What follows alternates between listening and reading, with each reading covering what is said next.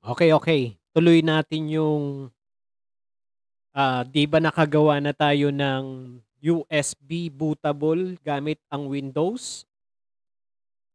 So, gumawa tayo ng bootable. So, ang problema nga natin is yung Mac natin is nakalimutan na yung password.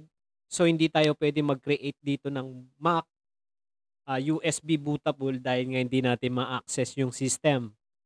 So, eto yung finished product natin na ginawa using Windows 11. So, diretso natin paano natin i-format 'tong MacBook Air na 'to na year 2014. So, dun sa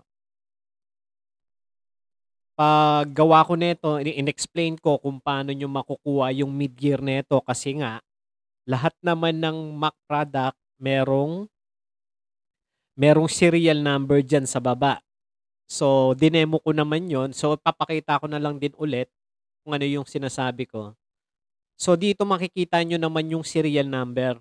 So yung model niya eto, A1466, pwede nyo i-google yan kung anong mid-year o anong model, pero mas accurate kung dito kayo sa serial, 'di ba? So yung tutorial naman na yun pinakita ko naman na nung gumawa tayo ng bootable. So sundan nyo na lang muna yon. And then before ka naman mag-proceed dito, so kailangan mo munang gumawa ng bootable mo para sa software mo para ma-format mo yung Mac. Okay? So, napaka-importante nun.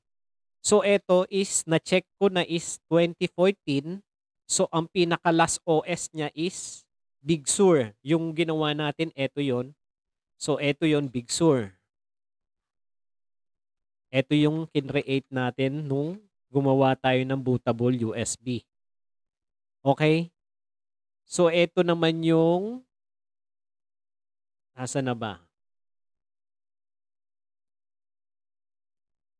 So, na-upload ko naman na ito sa YouTube, sundan nyo na lang.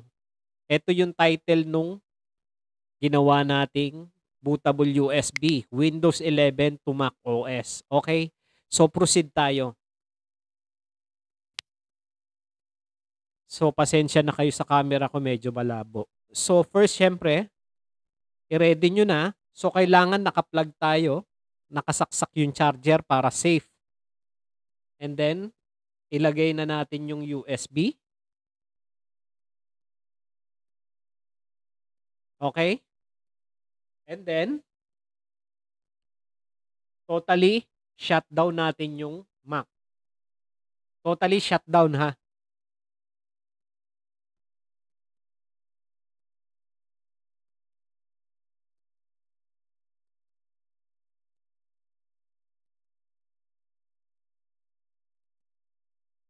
Okay, totally shutdown na siya. So ngayon, kailangan mong i-press yung option key sa keyboard, option key, and then i-press mo lang saglit ang power on. So wag mo bibitawan yung option key hanggang may lumabas na option sa screen. So, eto na yung ginawa nating bootable, na-detect na siya. Etong Macintosh na 'to, eto yung lumang system. Eto yung hard disk niya, SSD niya sa loob. So, ito yung luma. So, eto yung USB bootable natin. So, dito tayo enter siyempre. So, etong pag-format ng ganito medyo matagal ano.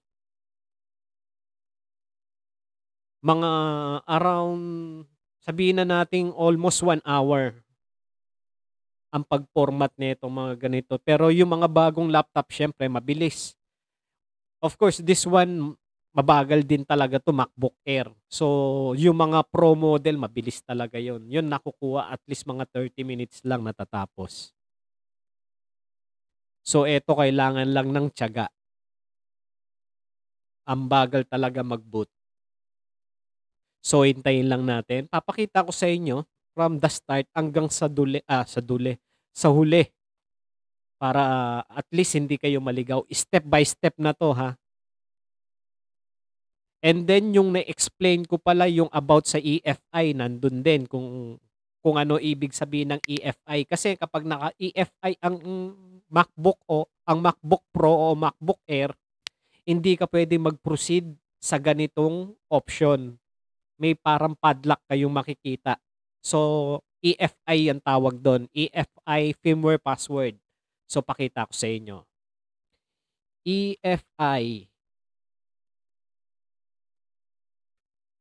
Mac EFI, enter. So, dito tayo sa image.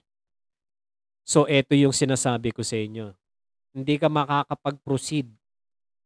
Hindi ka makakapag-proceed sa formatting kapag naka-EFI lock tapos hindi mo alam. So, eto naman is natatanggal kaso kailangan mo nang pumunta sa technician. Medyo may kamahalan ang pagtanggal nito. Pero kung yung MacBook owner ka, so kailangan mong i-on 'yan. Kasi puwedeng kapag nawala, 'pag medyo minalas-malas, ninakaw, hindi basta-basta nila mapo-format yung laptop mo dala ng naka-EFI lock, okey? Yun ang, yun yung silbi ng EFI lock. So, mostly kasi yung mga bagong Mac ngayon, ang ginagamit na is iCloud. So, sabihin na nating 2008 hanggang 2017 lang ang gumagamit ng EFI. So, wala kasi akong bagong ano, wala pa akong idea kung nandito pa yung mga model 2000 pataas. Sorry, 2020 pataas. 2020, 21 yung mga T2, M1, M2, M3, and 4. So hindi ko pa alam kasi hindi ko pa napapalitan 'to. So luma pa din. So okay, proceed tayo. So umaba yung video natin dahil sa EFI. So syempre nandito na tayo. Ang gagawin natin para mas malinis, punta tayo ng this utility. So dito tayo, this utility. Then continue. Eto totally wash to, wash out lahat talaga. Walang laman as in zero. Back to zero. Sabihin na natin back to brand new. Okay? And then next, makikita nyo itong view. I-view all nyo. Show all device. So, ito yung pinaka main hard SSD natin. Ito yung hard disk na nasa loob. Nasa loob ng unit natin. So, yung mga external, wag nyong gagalawin yan. Dito lang tayo. So, ipo-format na natin to mismo para malinis. For example, gusto mo nang ipamigay yung laptop mo, mga ganun, di ba? Tapos bibili ka ng bago. So, ang gagawin mo lang, erase, and then, lagyan mo lang ng name,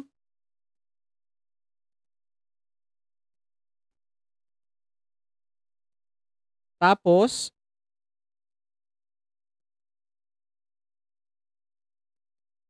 APFS ang format dapat, okay? So, yung luma kasi ang ginagamit dito is yung macOS Extended Journal.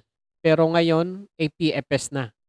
Nagsimula ang APFS nun sa Catalina. So, erase lang natin yung this. So, kailangan lang ng pasensya dito. Medyo matagal.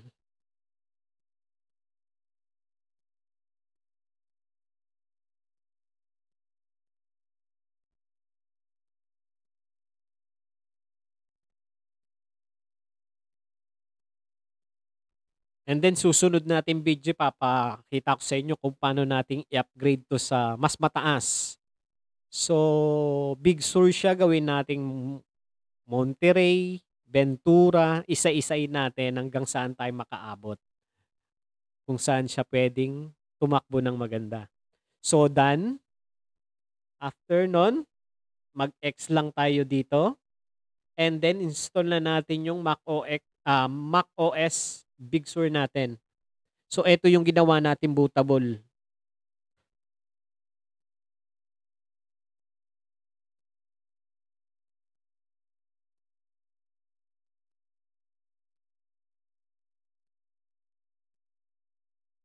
And then, continue.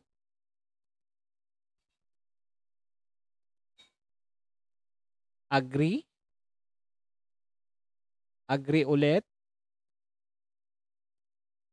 And then ito yung pinormat natin na SSD. So dito natin nilalagay syempre. Ito yung iselect yung volume. Then continue. So hintayin nyo lang. So yung part na yan na ang matagal. Hintayin nyo lang matapos. Ganun lang kasimple mag-format niyan. So hindi mo na kailangan pumunta ng kung saan-saan. Maski ikaw kayang-kaya mong gawin.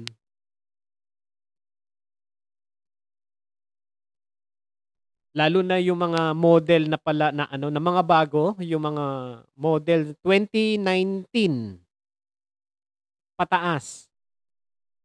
So make sure na alam yung Apple ID. So nakalink na kasi yung Apple ID, yung alam nyo naman kapag nakalock na yung Mac product natin sa Apple ID natin, pag nakalimutan yung password yun talaga, hindi talaga siya nagagamit. Kasi yung pinaka-activation niya yung Apple ID kapag nakalimutan mo, sorry. So hindi basta-basta nababypass yung mga ganun. Make sure bago ka mag-format, naka-sign out lahat. iMessage, Apple Store Apple Store ID, Find My Mac, naka-off yan lahat dapat. Kung nakalimutan mo, yung mga old model may pag-asa pag hindi naman kasi ang pinaka-security lang naman yung mga old model is EFI, nasa EFI lock lang. So continue. So antayin lang nating matapos. Medyo matagal to. And then forward ko na lang yung video. Okay?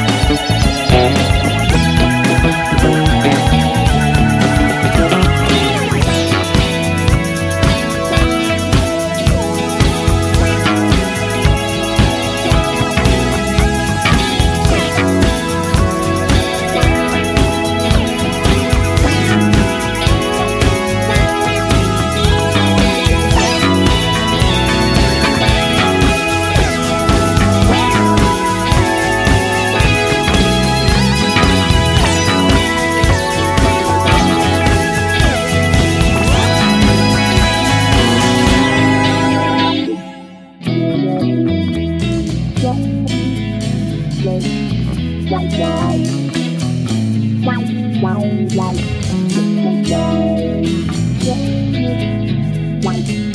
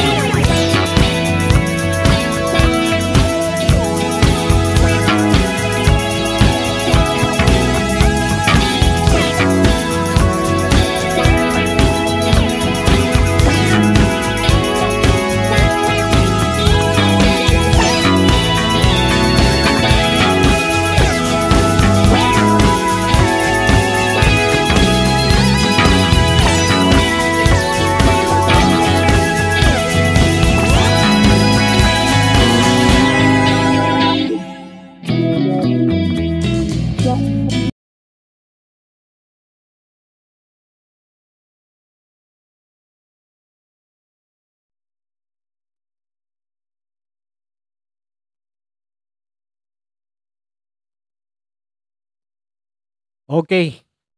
So, as you can see, tapos na siya.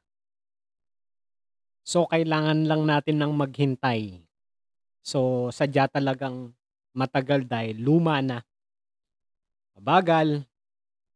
So, at least, basta may tiyaga, may nilaga. So, makikita natin, nasa setup na tayo. So, continue. Follow nyo na lang yung instruction dyan. Madali na yan. And then, not now muna tayo para makapunta tayo sa home menu. And then, continue.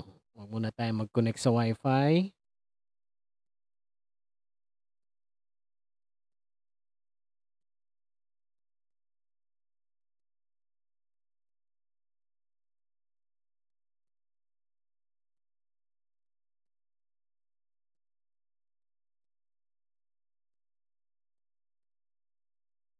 Continue ulit.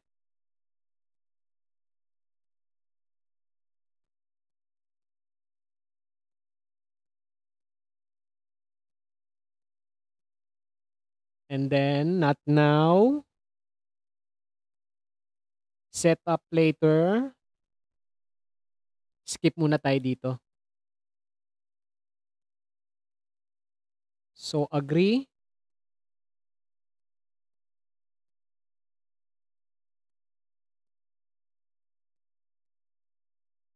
Then, lagyan yung pangalan, syempre. So, lagyan ko ng pangalan. And then, lagyan nyo lang ng password.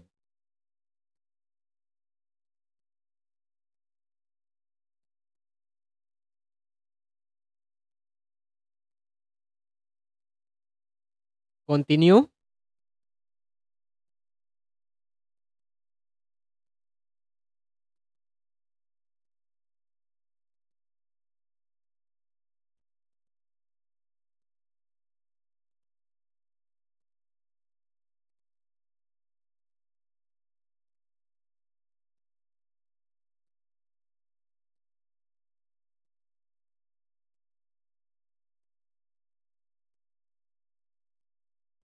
Continue ulit.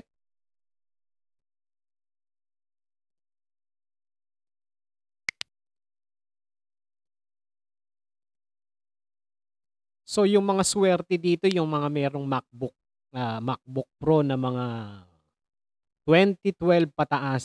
O sabihin mo ng 2011, isama na natin. So, upgradable kasi yung RAM nun. Etong mga ganitong MacBook Air, hindi natin pwedeng i-upgrade yung pinaka-RAM niya kasi naka-built-in. So, kaya tiyaga tayo, medyo laggy. Pero at least, pwede pa pang estudyante. Mapapakinabangan pa rin naman.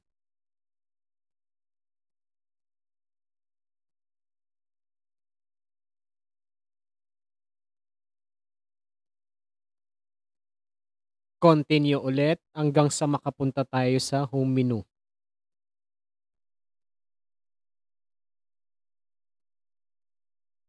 Continue ulit.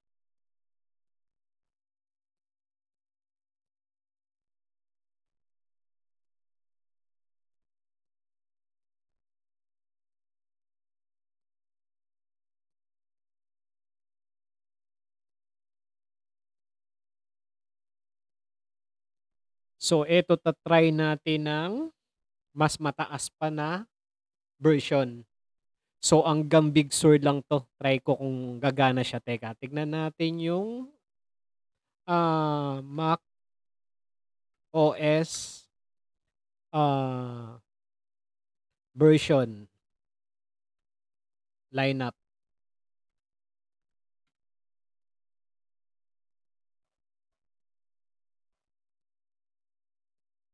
Ito.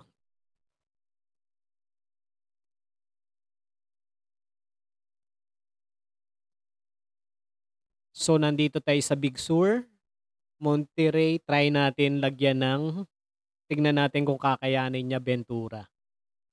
So, ayan na siya. Malinis na. So, wala na yung password. So, ready to use.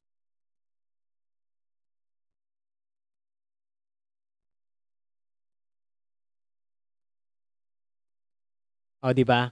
So, yung ginawa nating USB bootable sa Windows, wala man lang tayo na-encounter na problema. So, yun yung new method kasi, okay.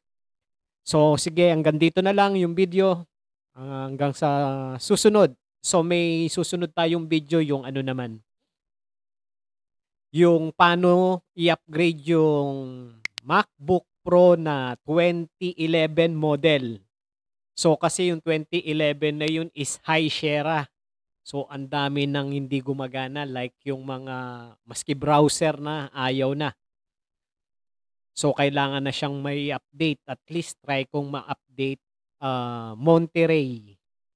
At least Monterey gagana yung mga Google Chrome, yung Brave, Mozilla, yan. So, hanggang dito na lang yung video natin. Okay, thank you.